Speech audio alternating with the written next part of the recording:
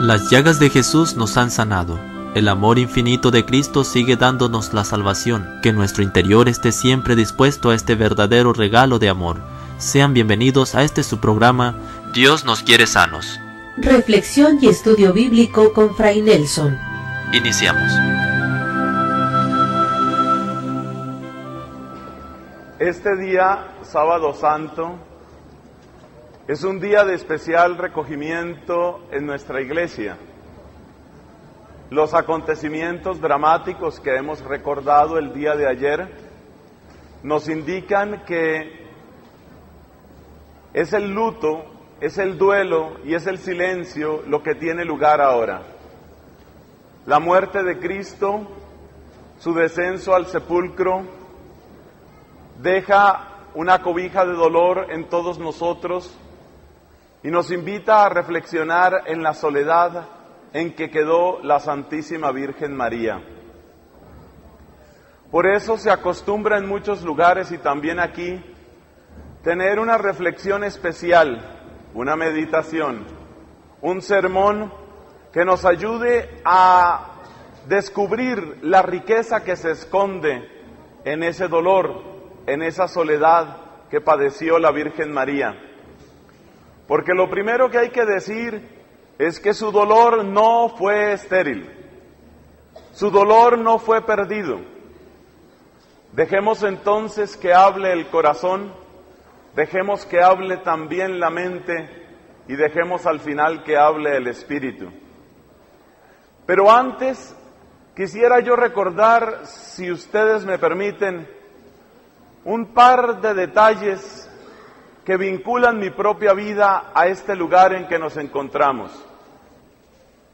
Cuando recibí la ordenación sacerdotal, 17 años atrás, estaba yo asignado al convento de los padres dominicos aquí en Chiquinquirá.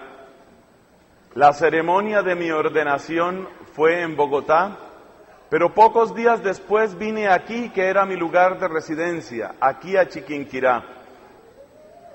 En esa misma semana me fue mandado que viniera a celebrar la Santa Misa acá en la Renovación, la parroquia que recuerda el milagro de la renovación sucedido hace casi 423 años. Y yo no puedo estar en este lugar, yo no puedo mirar esta asamblea sin recordar esa que fue mi primera misa aquí en Chiquinquirá. Y quiero recordar con ustedes algo que me parece simpático en este momento.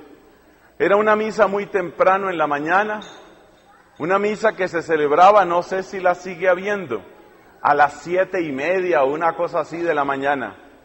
Y no había mucha gente, nunca había mucha gente para esa misa.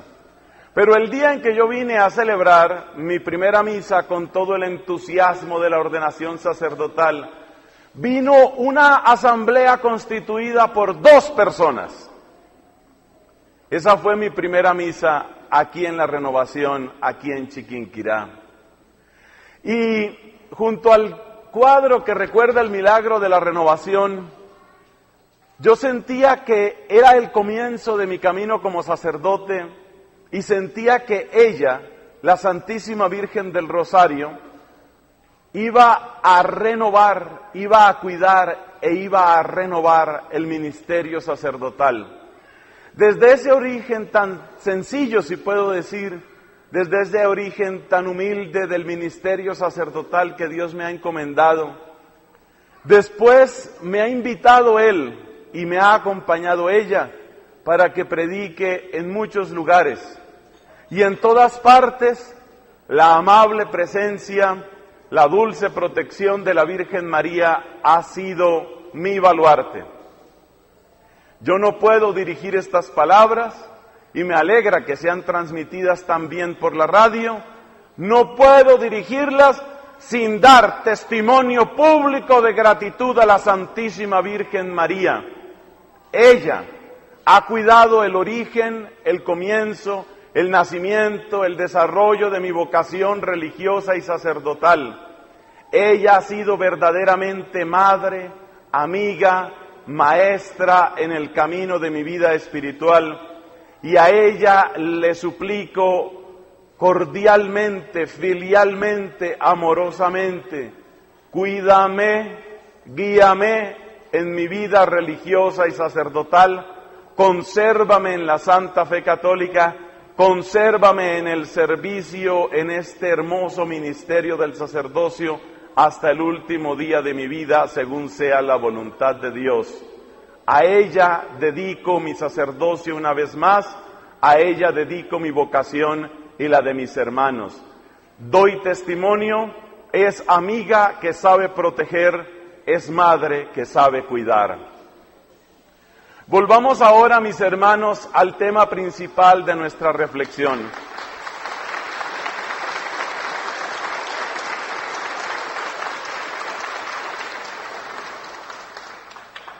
Las imágenes nos ayudan. Nos ayuda, por ejemplo, esta hermosa imagen de la Virgen de los Dolores, desolada, pero puesta en pie, triste, pero firme en su corazón, sola y sin embargo capaz de acompañar. Esa es la Virgen dolorosa, esa es Nuestra Señora. Y digo yo que lo primero es dejar hablar el corazón. Nuestra fe, mis hermanos, tiene que tener unos contenidos muy claros en la cabeza, pero la fe no es solamente asunto del cerebro y de la razón.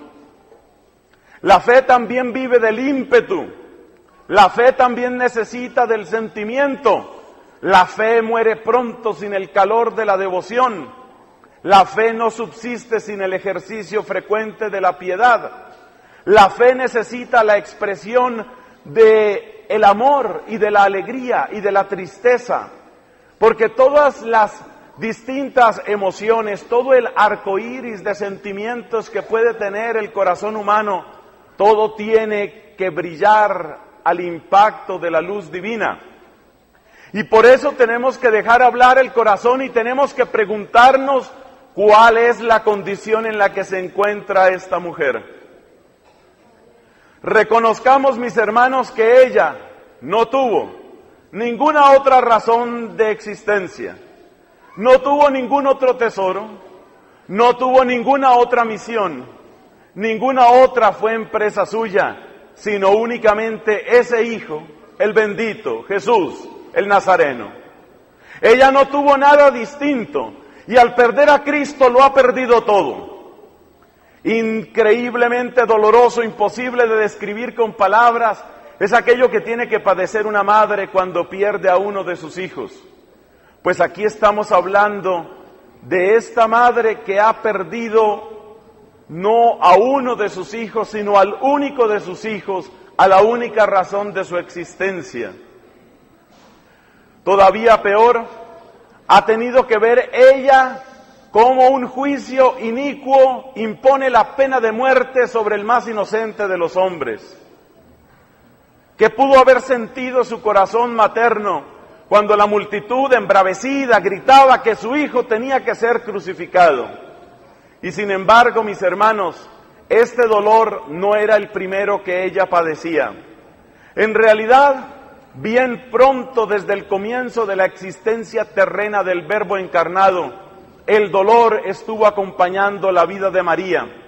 Ella no empezó a ser Nuestra Señora de los Dolores el día del Calvario. El dolor la acompañó a ella, como el dolor acompañó a Jesucristo. Si Jesús fue llamado varón de dolores acostumbrado a sufrimientos, indudablemente la Virgen es Señora de los Dolores durante el tiempo en que su Hijo peregrinó sobre esta tierra. O si no, ¿qué mamá ha tenido que vivir aquello de un parto en medio de tanta precariedad, de tanta incomodidad? Ya se siente la inminencia del alumbramiento y todavía no hay dónde dar a luz. No puede encontrar la compañía de seres humanos y tiene que buscar refugio al lado de seres irracionales. Según la tradición y según se representa en el pesebre, la mula y el buey tienen que proveer el calor que los brazos humanos han negado. Ese es el nacimiento, esa es la condición en que nuestro Señor vino a esta tierra. Y si esa es pobreza para Cristo, ese ya es dolor para esta madre. ¿Es que acaso no quería ella darle el mejor de los lugares, la mejor de las cunas, el lugar más apacible, tranquilo, limpio, hermoso? Eso es lo que toda madre desea para su bebé. Y ha nacido el niño, y a poco de haber nacido ya es perseguido. A ver si no es un terrible dolor aquello que vivió María. Descansa ella junto al hijo amadísimo de sus entrañas, y de pronto es despertada por la voz de José, y María reconoce en esa voz el sobresalto de algo urgente e inminente.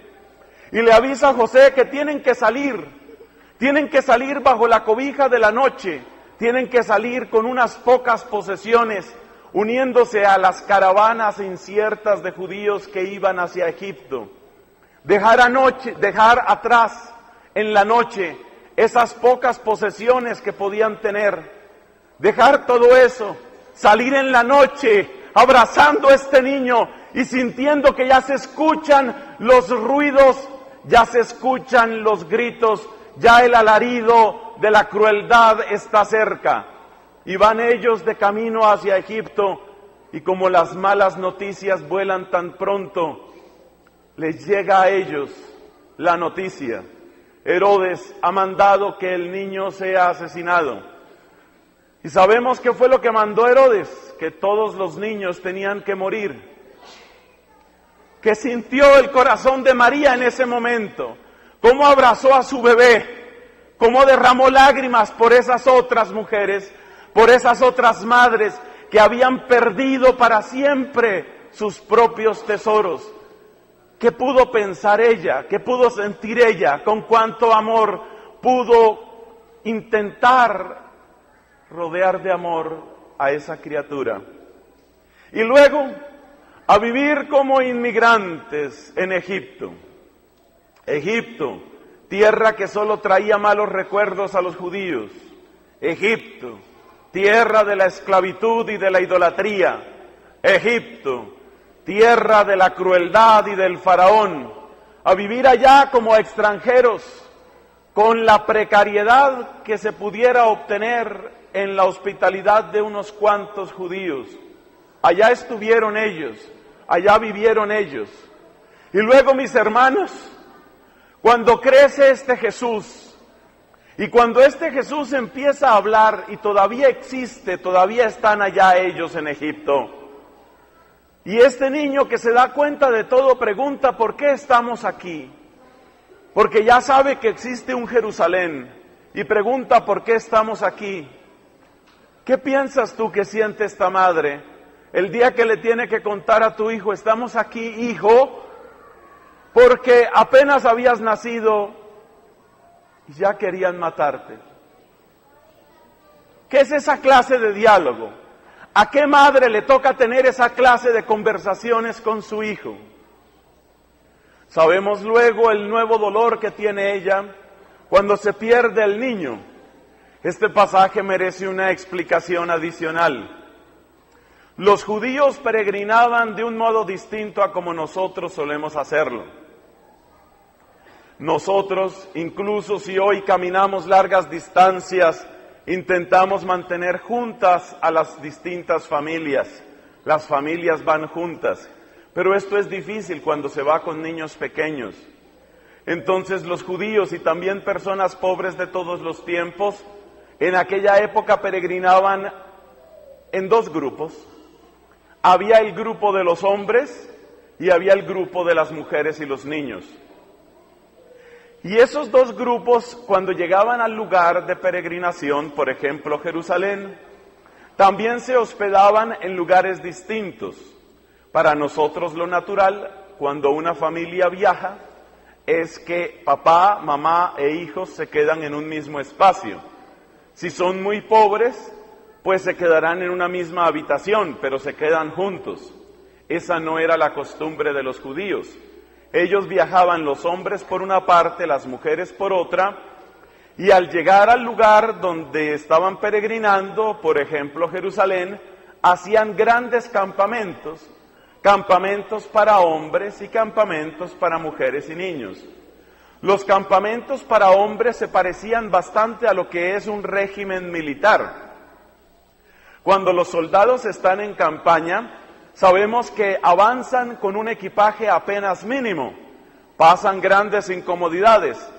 La noche consiste en cama franca y muchos de los soldados tienen que acostarse uno al lado del otro para tomar unas cuantas horas de sueño. Eso es todo lo que tienen. Las mujeres y los niños están en otra parte. Ellas tienen que remediar sus propias necesidades, como por ejemplo, dar pecho a los que son más pequeños, preparar algunos alimentos o cosas parecidas. Esto significa que cuando Jesús tenía 12 años, Jesús estaba en la frontera entre el tiempo de ser niño y el tiempo de ser un joven adulto. La costumbre entre los judíos era que hasta los 12 años, los niños, es decir, niños y niñas, estaban siempre con la mamá. A partir de los 12 años, los niños varones estaban con el papá para que aprendieran las labores del campo o para que aprendieran los distintos oficios artesanales, como por ejemplo lo que hacía José y que tradicionalmente se llama carpintería. Pues bien, fueron a peregrinar a Jerusalén, según nos cuenta el evangelista Lucas en el capítulo 2, y de vuelta de Jerusalén alcanzaron a caminar una jornada, y aquí es donde el niño se pierde, y yo sé que muchas veces nos hemos preguntado cómo se pudo haber perdido ese niño, teniendo la mamá más cuidadosa del mundo y el papá más amoroso del mundo. Pues la razón es muy sencilla. Como el niño estaba en esa edad borde, en esa edad frontera, que eran los 12 años, era muy natural que al salir de Jerusalén, José no vio al niño que estaba caminando con él y dijo, bueno, debe ser que está con María, porque era una edad en la que todavía era natural que el niño estuviera con la mamá. Y como iban en grupos distintos los hombres y las mujeres, entonces José iba en el grupo de los hombres y pensó, debe ser que Jesús está con María. María por su parte no vio a Jesús, pero entonces pensó, ¿cómo ha crecido mi hijo? Debe ser que está con José. Como ya se siente grande, entonces ya quiere ir en el grupo de los hombres. Qué hermoso debe verse mi hijo en el grupo de los hombres, dándose esa caminada tan larga, tan ardua. Porque el grupo de las mujeres contaba con algunas bestias de carga, mientras que el grupo de los hombres todo tenía que hacerlo a pie. Esto explica por qué se pierde el niño. No es descuido de ellos, sino que cada uno pensaba que el otro lo tenía. Al final de cada jornada, es decir, al final de cada día de camino, se volvían a encontrar hombres y mujeres, por lo menos para saludarse, para ver cómo estaban.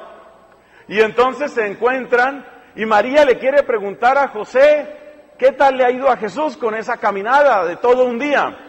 Y José quiere averiguar cómo ha pasado el niño y cómo está la mamá. Y cuando se encuentran resulta que, oye, yo no lo tengo, ¿lo tienes tú? No, yo tampoco, yo creí que tú lo tenías. Y en ese momento se sobresalta el corazón de ambos, y como ya habían recorrido una jornada, entonces tienen que devolverse, seguramente con otros peregrinos o como haya sido, y tienen que recorrer otro día de vuelta hasta Jerusalén, porque todo había que hacerlo a pie, y únicamente al tercer día se encuentran al niño Jesús. Pero aquí está no solamente el dolor de quedarse unas horas sin Jesucristo. Ese no es el único dolor en este misterio que está también en el Santo Rosario. Hay un dolor adicional. Jesús responde, diríamos, con alguna rudeza. Que me perdone Jesucristo, pero creo que su respuesta es un poco dura. ¿Por qué me andabais buscando?, pregunta él. Y añade, ¿no sabíais que tengo que ocuparme de las cosas de mi Padre? Ahí hay un dolor adicional, porque ese es el recordatorio de que este niño, este Jesús, radical y totalmente no pertenece a María, no pertenece a José, pertenece al Padre Celestial. Para todos los papás, el reconocimiento de que los hijos son prestados es una constatación dura, es difícil, pero creo yo que no fue menos para la Santísima Virgen. Es verdad, este niño le pertenece al Padre Celestial. Este niño, mi niño, no es mío. Y ese desprendimiento es difícil para todas las mamás. Y lo puedo decir por experiencia, porque también mi propia madre, siendo mujer tan piadosa como Dios quiso hacerla, cuando llegó el momento en que uno de sus hijos, este que está hablando ahora con ustedes, le dijo: mamá, lo que sucede es que quiero irme al convento. En ese momento el sufrimiento fue intolerable y mi propia mamá fue incapaz de despedirse de mí cuando yo salí para el convento. No se sintió suficientemente fuerte, era demasiado duro para ella. Años después, ella se ha reconciliado completamente con la idea de que yo sea sacerdote y dominico, y hoy por hoy es feliz, y hoy por hoy da gracias a Dios, y hoy por hoy es una lámpara de intercesión que donde quiera que yo me encuentre está siempre pidiendo el auxilio del Espíritu Santo para mis palabras. Pero ese primer desprendimiento le dio muy duro. ¿Por qué es mamá? ¿Por qué es carne de su carne? Porque cada hijo ha salido así de sus entrañas. Pues bien, igual es con María. Y luego los otros dolores de María. El día en que muere José y luego el día en que Jesús parte. Ese día es tan difícil de imaginar sin que las lágrimas vengan a los ojos. ¿Cómo quedaba esta María? La vida en Nazaret no era una vida de familias aisladas. La vida en Nazaret era una vida supremamente compartida. Lo sabemos porque el tipo de vivienda que tenía la gente en esa época no daba para que las personas vivieran en sus casas. La gente vivía prácticamente en la plaza, en la calle, todo se vivía en público, hasta el punto que los habitantes de Nazaret consideraban como hermanos y como hermanas de Jesús a una serie de parientes que tenían allá.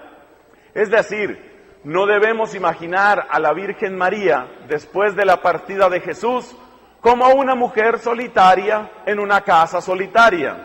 No, ella tenía mucha gente alrededor, tenía muchos parientes alrededor, pero esa partida que ambos sabían que era definitiva, esa partida cuando Jesús sale para cumplir la voluntad del Padre y empieza por recibir el bautismo de Juan en el Jordán, esa partida fue una puñalada más en el corazón de la Virgen.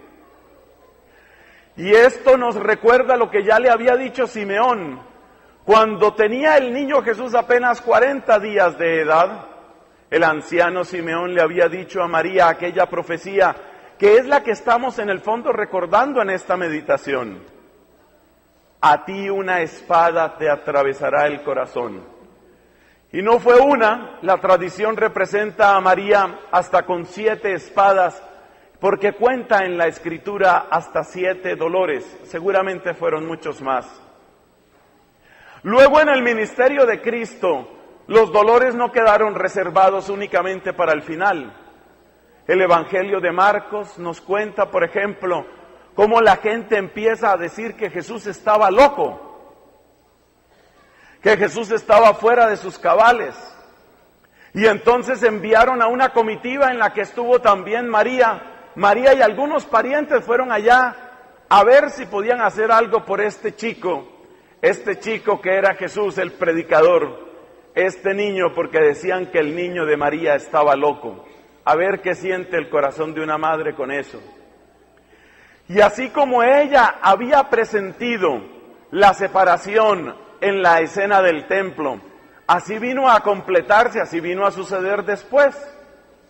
Porque resulta que ni siquiera ella podía a veces tener acceso a Jesús. Jesús deja muy claro cuál es el nuevo orden de cosas. En alguna ocasión va María con algunos de estos parientes, intentan acercarse a Jesús y le dicen, oye, Tu madre y tus hermanos están allá y preguntan por ti. Y la respuesta de Jesús una vez más se nos antoja un poco fuerte. ¿Quién es mi madre? ¿Quiénes son mis hermanos? Y paseando la mirada por los que estaban alrededor oyendo la predicación, dijo: esta es mi madre, estos son mis hermanos. El que cumple la voluntad de mi Padre, ese es mi hermano y mi hermana y mi madre. Es una verdad teológica grandísima que a todos nosotros nos promueve al orden de ser familia de Jesús. Nosotros, los que buscamos cumplir la voluntad de Dios, nos sentimos felices de escuchar esa palabra. También esa palabra ha sido interpretada como uno de los más grandes elogios que se han dicho a la Santísima Virgen. Efectivamente, como bien explica San Agustín, más madre de Jesús es María en razón de la obediencia al querer divino que en razón a haberlo concebido en el vientre, porque más importante es la maternidad espiritual que la maternidad de la carne. Pero aunque eso fuera así, yo me atrevo a pensar que para una mamá no poder ver a su hijo porque el hijo está completamente embebido en su predicación y en su misión, también es un acto más de despojo, un acto más de humillación. Y luego la tradición nos cuenta ese encuentro de los dos en el camino de la cruz. Hay una estación del Vía Crucis que recuerda precisamente ese momento en que se saludan, ese momento en que se cruzan las miradas, ese momento en que Jesús siente que solo ella puede entender y ese momento en que María siente: si tan solo pudiera hacer algo por él ahora. Y así llegamos a la cumbre del Calvario. Este breve recorrido nos ha ayudado a comprender que el dolor no fue un extraño ni fue un advenedizo en la vida de María. El dolor hasta cierto punto tejió su corazón. Ella no empezó a sufrir, ella no aprendió el sufrimiento en el Calvario. Los despojos, las carencias, las persecuciones, los insultos, las humillaciones, la necesidad de cargar ella su propia cruz, todo eso ya era familiar al corazón de la Virgen de Nazaret. Ella ya sabía lo que significaban esos despojos y en cierto sentido el Espíritu Santo la había preparado por medio de todas esas renuncias para la renuncia decisiva. Pero yo creo que ninguna preparación es suficiente para ver cómo destrozan la carne de un hijo delante de la madre y para ver cómo taladran sus brazos y sus pies, para ver cómo reclama un poco de bebida y le dan vinagre y para luego verlo expirar de esa manera. Con gran devoción han meditado también los padres de la Iglesia sobre esa palabra, una de las palabras de Cristo en la cruz: Madre, ahí tienes a tu hijo. Una vez más, para nosotros ese es un gran honor. Para nosotros eso significa que podemos volvernos al regazo de María, acogernos a ella, llamarla con toda razón Madre en el orden de la gracia. Para nosotros es una hermosa noticia. Pero ¿para qué mamá?, pregunto yo, por lo menos hablando en este plano humano, en el plano del sentimiento y del corazón, ¿para qué mamá puede ser buena noticia que le digan: ahora tu hijo va a ser este? ¿Acaso los hijos se pueden cambiar uno por otro? Si ni siquiera entre hermanos las mamás pueden escoger, y cuando una madre por cualquier razón ha perdido a un hijo, por ejemplo porque ha habido un accidente, enfermedad o lo que sea, ese hijo perdido no puede ser reemplazado por ninguno de los hijos vivos. Y sin embargo Jesús, colgado en la cruz, con la autoridad que le da el ser el sumo sacerdote de los siglos, ordena a esta mujer que acepte ese trueque en que ella pierde tanto, aunque nosotros, todos nosotros, ganemos tanto. Porque nosotros ganamos inmensamente, porque nosotros desde ese instante podemos mirar a María, correr hacia ella quererla, saludarla como mamá, y así lo hacemos. Pero ella, aunque movida por obediencia y movida por su propia ternura y amor, así nos abrace y acoja, ella también tuvo que recibir, y esta vez de su propio hijo, una renuncia más, un dolor más, un dolor que iba haciendo más y más perfecto su corazón. Si el evangelista San Lucas nos dice que Jesús mismo crecía en edad, en sabiduría y en gracia, si Jesús mismo crecía, no le vamos a negar esta dimensión de crecimiento a la Virgen. También ella, aunque inmaculada, también ella, aunque ausente de pecado, también ella tenía que ser acrisolada en el fuego del dolor. También ella tenía que llegar a la plenitud. Nos dice la carta a los hebreos refiriéndose a Jesucristo: aunque era hijo, aprendió sufriendo a obedecer, y así llegado a la perfección, se ha convertido en causa de salvación para los que obedecen. El Hijo, Jesucristo, tuvo que aprender sufriendo a obedecer. Si eso se dice del Hijo, no puede haber otro lenguaje para la Madre. También ella tuvo que aprender sufriendo a obedecer, y también ella tenía que llegar a esa plenitud, porque hay que saber o recordar, hermanos, que Dios a cada uno de nosotros nos ha llamado para una plenitud.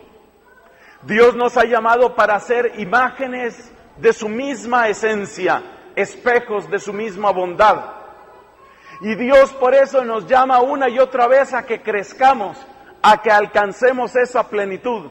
Y Dios a todos nos cuenta que esa plenitud no puede lograrse sin renuncia.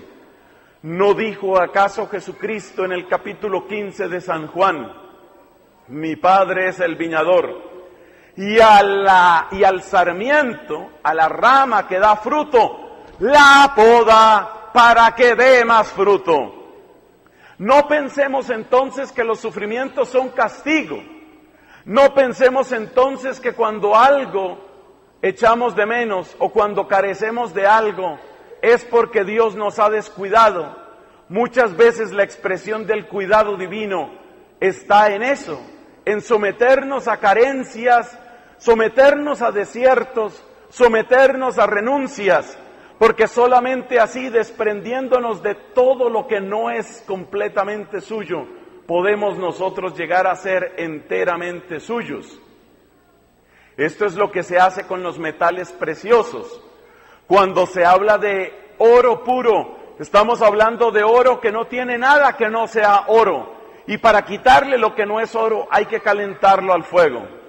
Pues por ese crisol elevado a altísima temperatura, a la temperatura del fuego del Espíritu Santo, a ese crisol fue sometido el corazón de María a los pies de la cruz, hasta llegar al momento terrible, el momento espantoso, el momento de la muerte.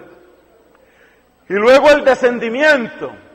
Y luego tener ese hijo en el regazo, según la escena inmortalizada en la famosa escultura que ustedes y yo conocemos, la Pietà. Miremos con los ojos de la mente esa escultura. Miremos a María que carga en su regazo al hijo despedazado, al hijo destrozado, a ese bebé que ella protegió cuanto pudo, a ese niño que ella cuidó y que en este momento está así, martirizado, triturado como trigo que quiere convertirse en pan y alimento para todos nosotros. Dice Santa Catalina de Siena que el trigo que era Cristo tenía no solo que ser molido en la pasión, sino cocinado a fuego de Espíritu Santo para que nosotros pudiéramos tener la Eucaristía. María nos dio el trigo, el Espíritu nos dio el fuego, la cruz trituró el trigo, lo amasó y le dio el fuego. Y fue de ahí, de la cruz, de donde salió ese pan eucarístico. Y por eso yo hoy te invito, hermano, o te invito, hermana, que profesas la Santa Fe Católica. Yo hoy te invito a tomar de hoy en adelante con muchísima mayor reverencia, muchísima mayor gratitud la hostia santísima. Cada vez que recibamos la Eucaristía tenemos que recordar, este es el trigo que dio María, este es el fuego que dio el Espíritu, este es el dolor fecundo de la cruz. Así hay que comulgar. No es un pancito cualquiera, no es el pan para recordar únicamente que nosotros somos amigos entre nosotros, es el pan del sacrificio, es el pan que fue triturado, el trigo que dio María, el fuego que dio el Espíritu. Así debemos recibir la Eucaristía. Y al mirar a María, llegados a este punto, al mirar a María así al pie de la cruz y recibiendo en su regazo al Hijo muerto, tenemos que orar, mis hermanos, por todas las madres que pasan por circunstancias semejantes. Tenemos que recordar a las mamás que han perdido a sus hijos en los accidentes, en la guerra, en las enfermedades. Tenemos que recordar a las mamás que tienen hijos secuestrados. Recordar a las mamás que tienen hijos encarcelados. Recordar a aquellas que tienen a sus hijos desaparecidos. Recordar también a las que tienen a sus hijos perdidos en el mundo extraño y opresivo de la droga o de los vicios. Y tenemos también que recordar con amor, con dolor, a las mamás que colaboraron en la muerte de sus propios hijos. ¿Cómo mirarán estas mamás a la Virgen María y cómo las mirará ella? Aquellas mujeres que de manera voluntaria, si se puede hablar así, abortaron. Por esas mamás yo pido hoy una oración. Yo no puedo imaginar el dolor de una madre así. No puedo imaginar qué siente esa madre cuando descubre que ha causado la muerte de su propio hijo. Yo no sé cómo puede ella en este momento mirar hacia la Santísima Virgen y qué podría decirle María a esta mamá. Y sin embargo yo pido algo, no seamos demasiado duros con estas mujeres. Muchas veces ellas, antes de llegar a ese extremo, han tenido que sufrir el terror, se han visto encarceladas por el miedo y en un acto de desesperación han llegado a ese extremo. Yo no pido castigo para ellas, ni mucho menos. Pido comprensión, pido oración, pero pido también, reclamo también que hagamos todos la cultura, construyamos todos la cultura de la vida, construyamos todos una sociedad donde nunca más vuelva a suceder el horrendo crimen del aborto. Qué triste consuelo cuando quieren los cuerpos legislativos vender el aborto como una solución fácil. Yo, que como sacerdote he tenido que tratar a tantas mujeres que después de 20 y 30 y 40 años lamentan el hijo abortado, yo quisiera que esos legisladores hablaran con esas mujeres y que les explicaran a esas mujeres por qué es una solución vivir 40 años sintiendo que están condenadas.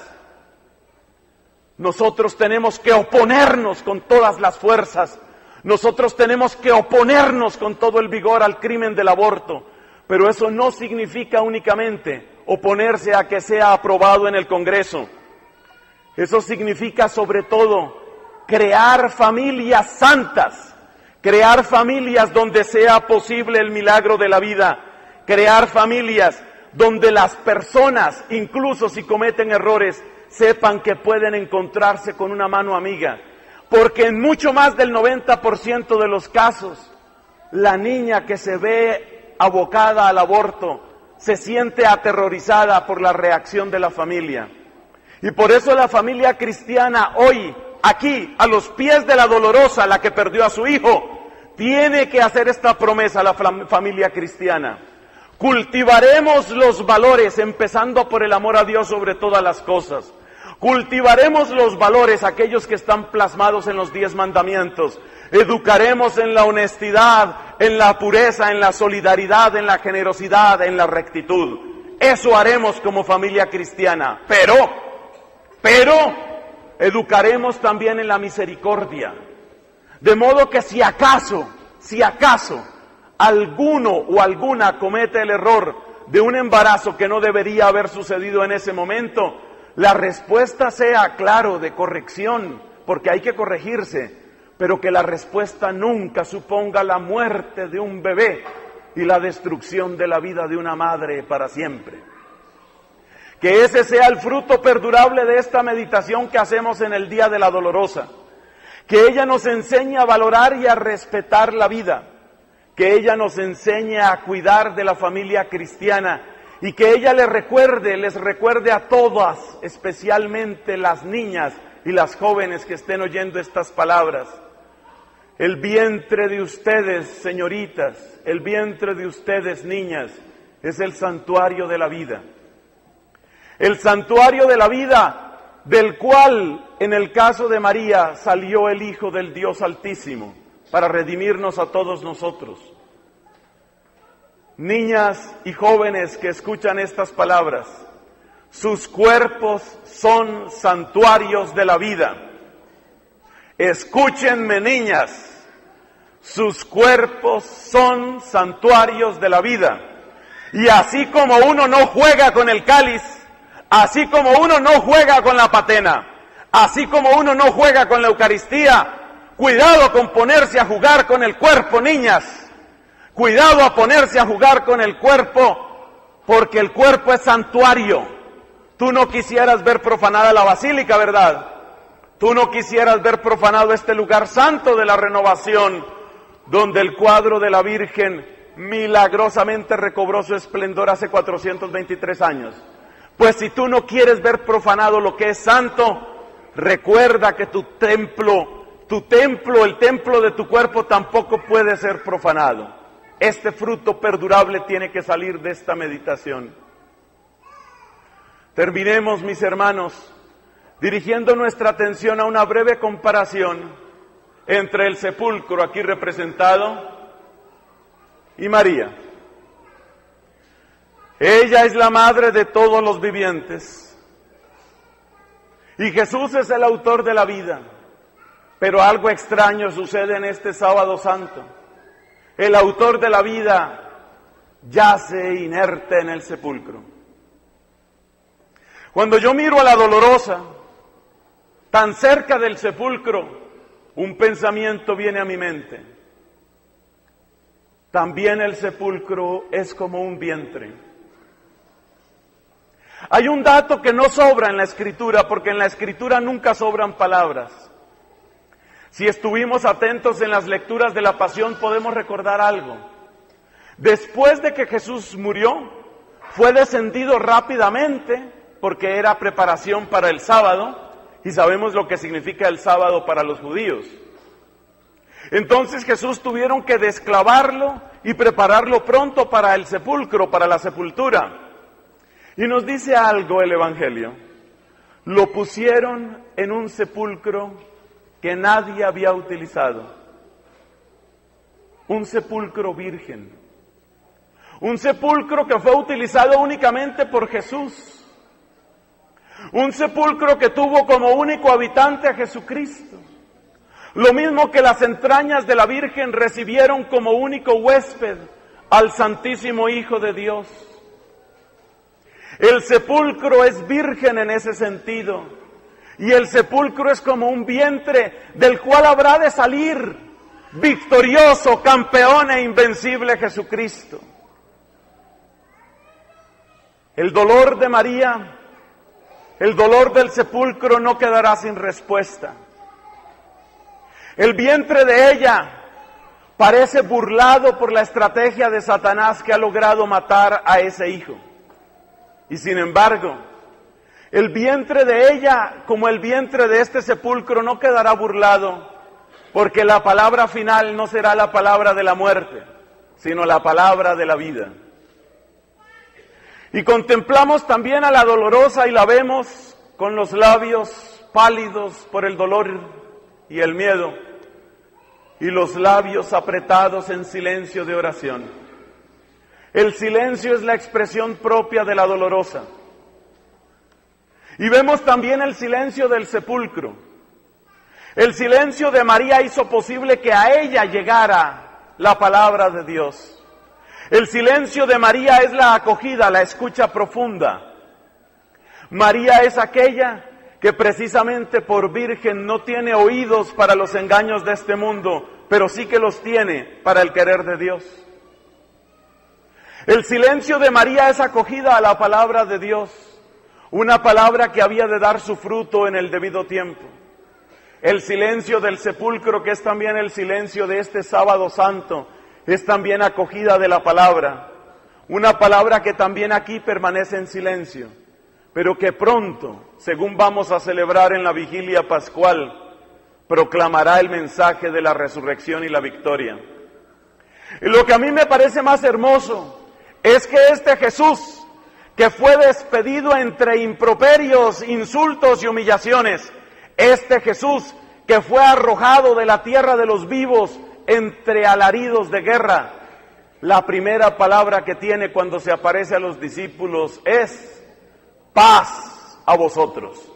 Y así muestra Cristo que la bondad que hay en Él es mayor y superior a toda la maldad que pueda haber en el mundo. Así muestra Cristo que es, que siempre fue, que para los siglos será el Hijo del Eterno Padre. El silencio de María es preparación para la palabra en la Anunciación. El silencio de María en la cruz es preparación para la resurrección. El silencio del sepulcro es preparación para el canto de la Pascua. Y María está en pie.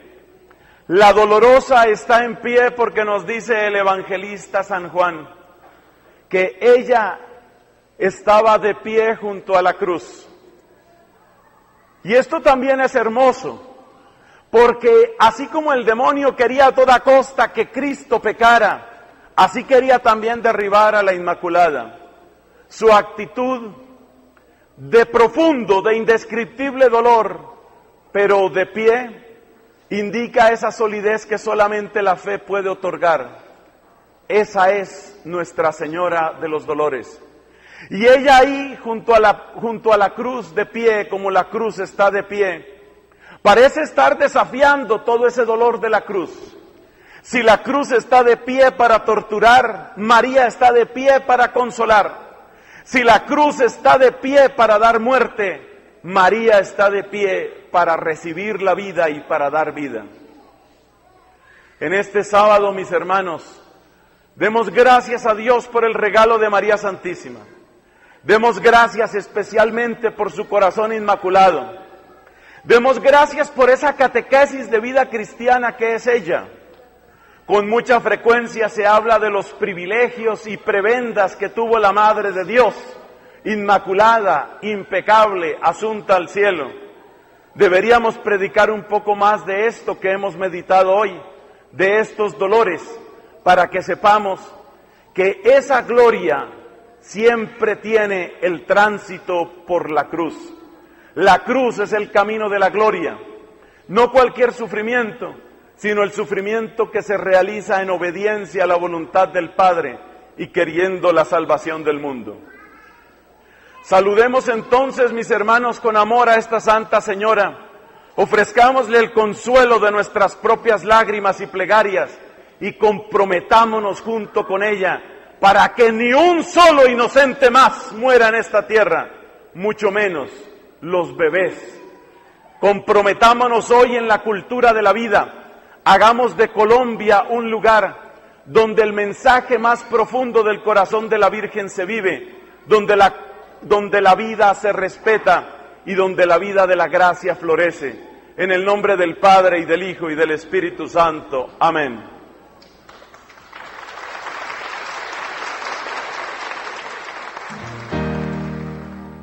Continuamos nuestro camino sanados por el perdón de Dios y dispongámonos a proclamar su amor que nos salva. Coinonía Media les da las gracias por su compañía y te invitamos a estar con nosotros en la próxima. Esto fue Dios nos quiere sanos. Hasta pronto.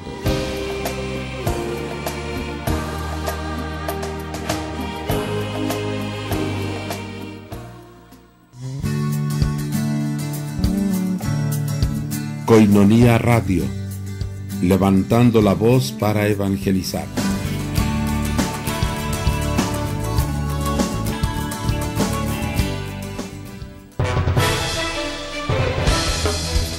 Soy el Padre Antonio Camacho Muñoz, misionero de Guadalupe. Soy el secretario ejecutivo de la Comisión Episcopal para la Pastoral de la Comunicación de la Conferencia del Episcopado Mexicano. Te invito a que escuches Koinonía Radio, levantando la voz para evangelizar.